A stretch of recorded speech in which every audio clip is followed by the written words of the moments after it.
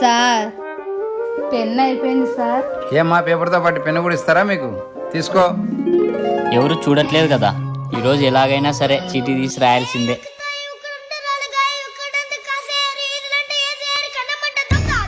ఏ ఛాయా, రాసుకో రాసుకో.